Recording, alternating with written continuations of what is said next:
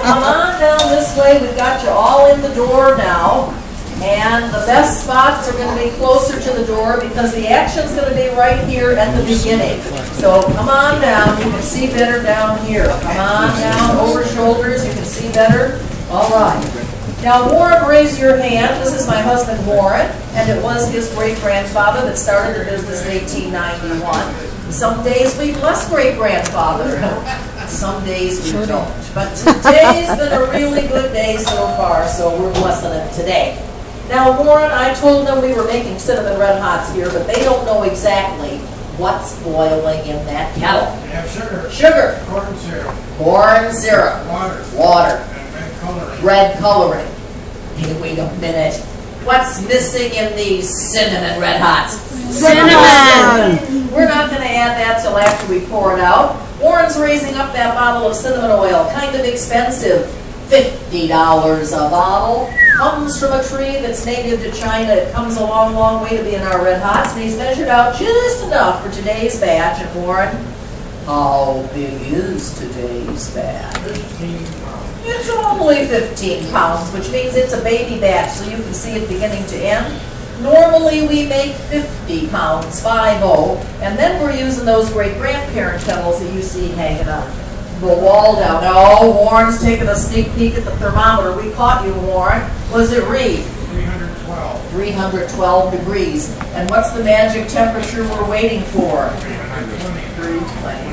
I hate to tell you this, guys, but you know great-grandfather did not have a thermometer, no. But what he did have was a little glass of ice water. He'd stick his finger in the ice water and wait till his finger got kind of numb. He'd stand right next to the boiling kettle. You know what's coming, don't you? He'd watch how the bubbles were cracking on the surface. He'd listen to it.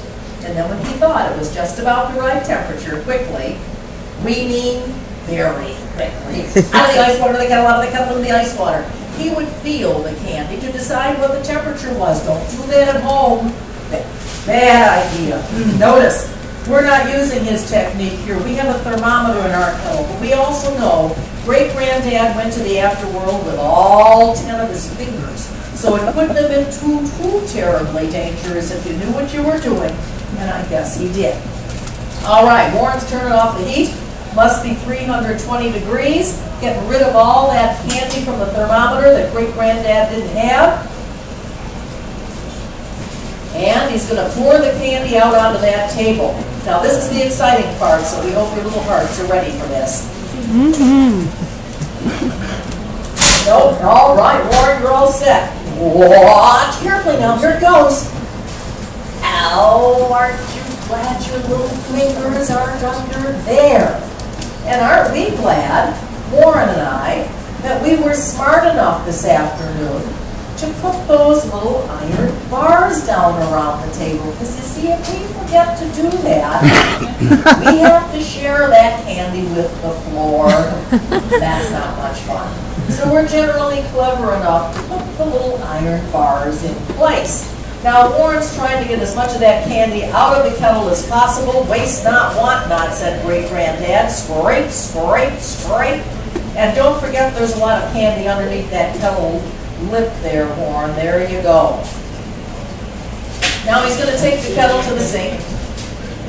Oh, wait a minute. He wants to know if anybody wants to lick the kettle. Warren, they're way too smart for that. They know how hot that kettle is. Well, if you got your little tongue stuck to that kettle, we have to send the kettle home with you. That would be the waste of a perfectly good kettle. We're not going there, guys. No. Well, this is going to cool very rapidly. In fact, if you're standing close, you can see that little corner has not filled in. That means the candy is already cool enough to sit there all by itself without the help of these little iron bars. It cools pretty rapidly. Warren is putting another batch on to cook. While we're working with this one, we're cooking another one. He already pre-measured the corn syrup. He's adding a little water. He'll soon add the sugar and the coloring. And remember, we don't add the flavoring until after we pour it out. Now, I see some of you wondering about that. You're thinking, why don't those silly people put the flavoring in the kettle and then they don't have to mix it on the table? Well, that's a good question. Good cooks will tell you that if you add your volatile flavorings when something is very hot or boiling, a lot of your flavoring goes up with the steam. $50 a bottle, we're not going there either, guys. Now, but let me tell you a little bit about the antique equipment. Did you catch that? It's the equipment that's antique here and none of the people who work here, so get that straight. The stove is over 85 years old. Vulcanhart's name is on the front. Vulcanhart is a company that's still making stoves in Louisville, another old company like Schimpff.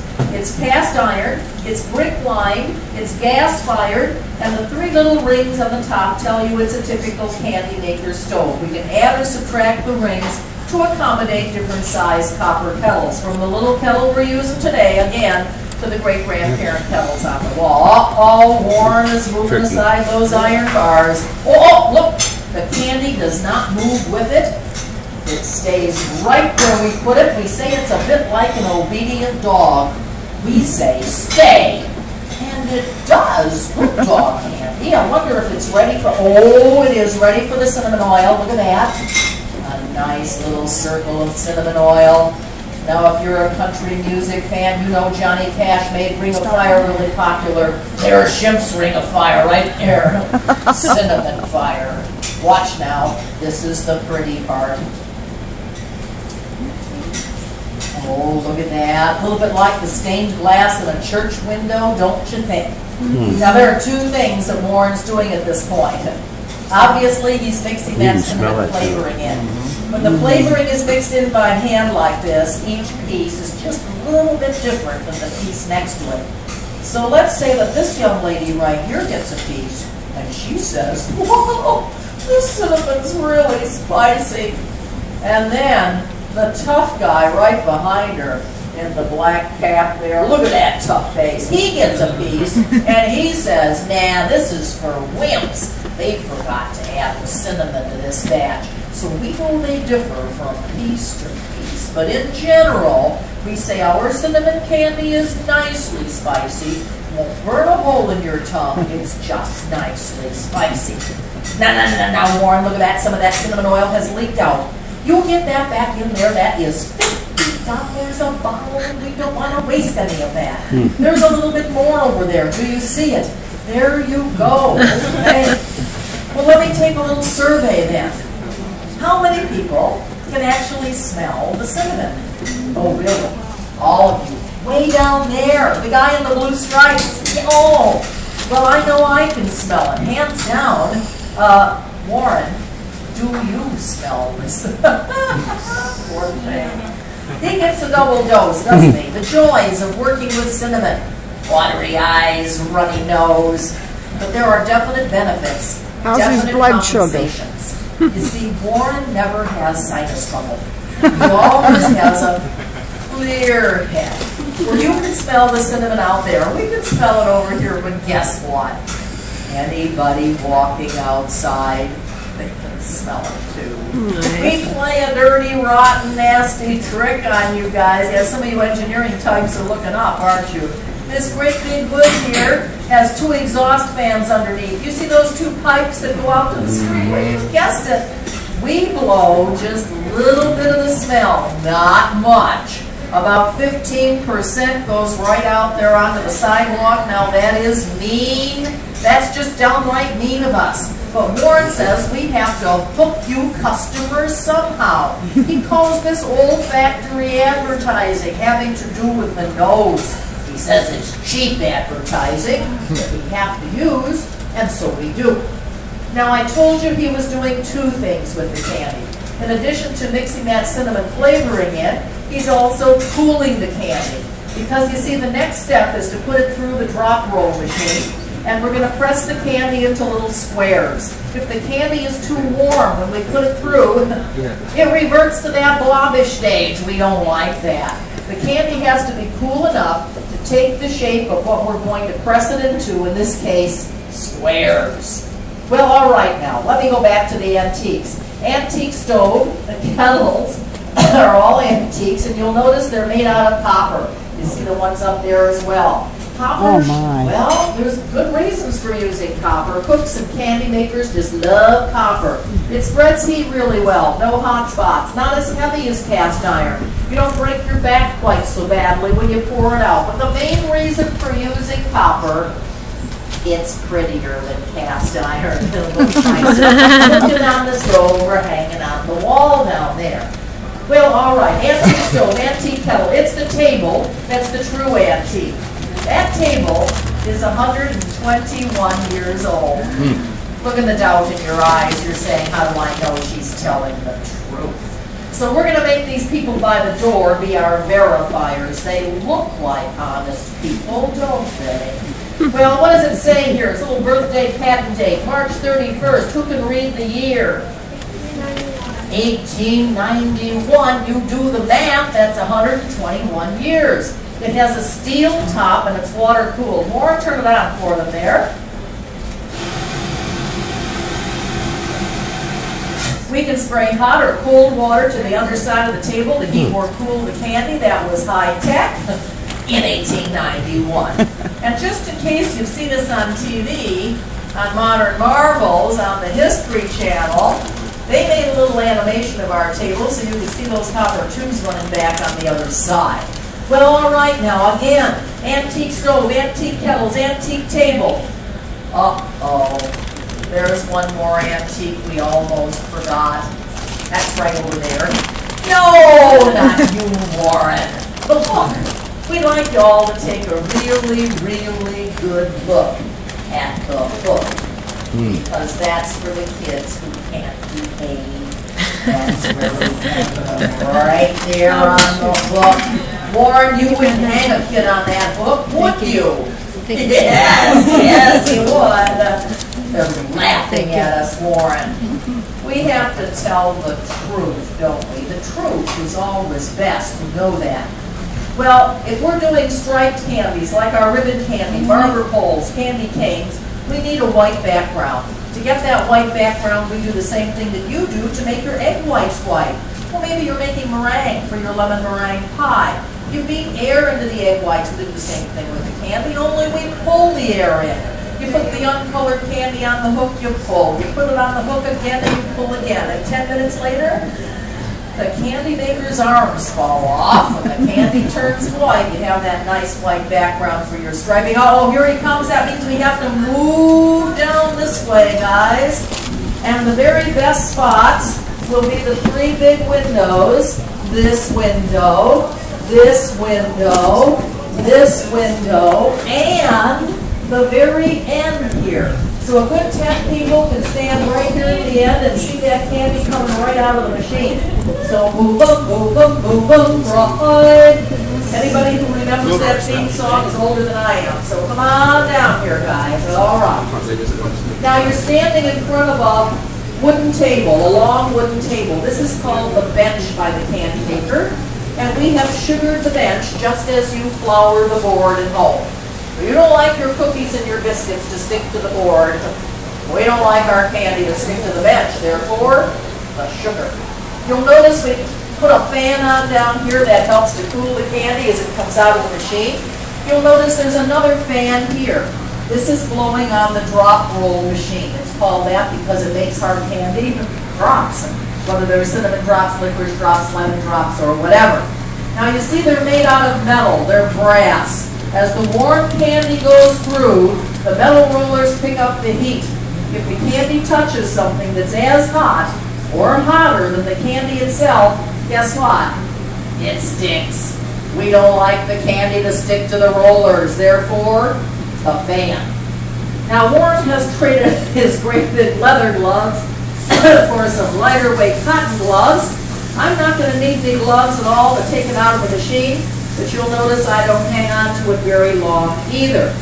Now, if you're standing on this end, you might be able to look up into our mirror and see that Warren now has the candy in front of a flame.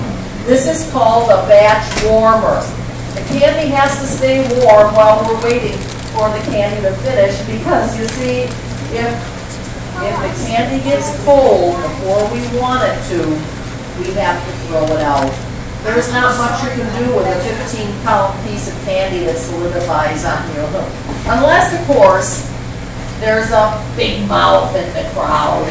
There wouldn't be a big mouth in this crowd, would there? I see people pointing like that. Yeah. Warren, keep it warm. It's best that nobody eats that piece of candy all at one time. That is not a pretty picture. No. Well, Warren's going to take these little bitty scissors. You all remember that hook in the window, don't you? Well, if the hook didn't get you, the scissors might. So behave yourselves now. Warren's chopping off a piece. Wait a minute, Warren. We all have to cross our fingers and hope it comes through squares. Squares. Look at that. You see how the sugar helps me now? Slide and glide your hand easily over the surface. Takes all the work right out of my job. Well, we do 4 flavors on the squares. The cinnamon red hots that you're watching us make today, anise, clove, and the horehound cough drop, which we make from scratch from this herb. This is horehound herb. It's a member of the mint family. Look at you wrinkling your little noses. It's pretty ugly, isn't it? Horehound herb is a member of the mint family. We make a tea out of this, strain the tea, and make the cough drop. Anybody has any fluish symptoms? Coughs, colds? Yeah, well, we have the remedy for you, perhaps. The horehound cough drop since 1891. They look just like this, only they're brown. They don't taste like this either. Well, all right, 4 flavors on the squares, but I'm sure you very observant people have noticed the wall behind us here. And you've seen that we are not limited to squares. No, we could be pressing this hard candy into a wide variety of other shapes. For example, we could be doing little shells, or maybe rabbits, or lemons, or hearts, or fruit slices, or scissors, or fish. Pickles to puppy dogs up here, guys. The company that made them, and this is the largest collection of grass drop rules on public display in the United States. The company that made them was the Thomas Mills Brothers Company of Philadelphia. They were active from the 1860s during the Civil War through the 1940s when they closed their doors. Nobody's making small hand-operated equipment like this any longer because guess what? Next to nobody's using equipment like this any longer except nuts like us. Now originally this machine was hand cranked. Warren here remembers the days when you had to crank it through. He said you had to have muscles in the old days. Those days are gone. And this machine, like the machines you see above our heads here, had a handle. We took the handle off when we added that motor in the 1980s. We said that's when we joined the 20th century. We are not planning to join this 21st century. We made that decision. But you're our good friends here, our good customers. We expect you're going to keep a few secrets for us. You guys keep secrets? I hope so. Because you see, we really, really don't want you to talk about the DVD player. Certainly not the microwave. Definitely not the digital scale. We've had to modernize just that much. You don't have to advertise the fact for us, so bum's the word.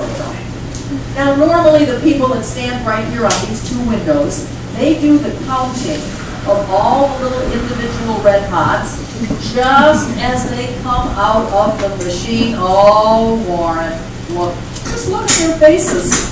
Nobody's been counting. Or start all over again, don't we? Now you know we're teasing you.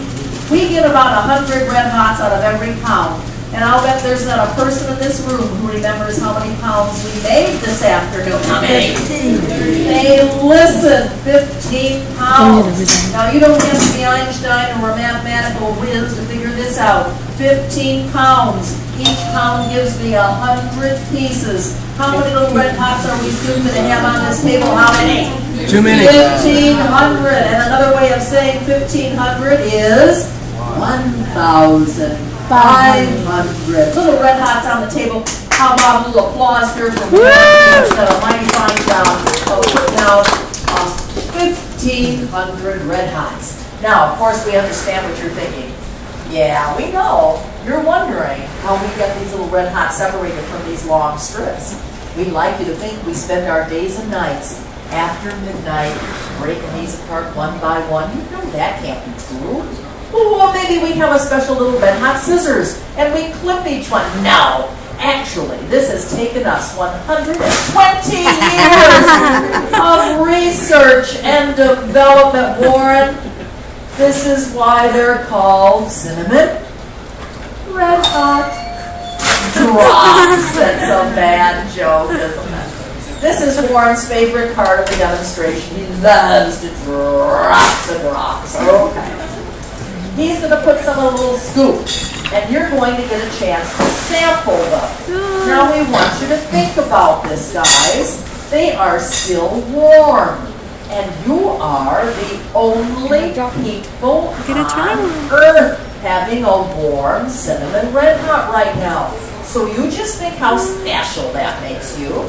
And we know that in a crowd this size, we're bound to have one or two wimps. You know, people who can't take the heat, people who can't take cinnamon. For you wimps, we have the cooler lemon drop. Also made right here on this drop roll. So if you want the warmer cinnamon, see Warren. The cooler lemon drop, see me. If you're adventuresome, you want both at the same time? That gives you lemon. You let me know how lemon tastes. I'm Here we excited. go. Put out your hand if you need lemon drop. Okay. My grandmother said they would pass by every food. You don't know what tomorrow brings. Okay. Yeah, I see that here. This is exciting, huh? Back there. Here we go. All right. Thank you, Warren. Good sport. Thank you. You did it on TV, didn't you? Pardon? You did it Oh, on okay. TV. Yeah, we've done it. I know, I mean, I Anybody saw else need a lemon drop? the thing on TV, it was you that did Anybody it. else need a lemon drop? Good, huh? Lemon. I see that hand. Okay, a half-hearted hand. She wasn't quite sure. You wanna take some of those home? Lemon drop. Yes, I see your hand. I'd like one. Okay, oh, that's a stinky little piece. Thank you. Okay, there you go. Anybody else need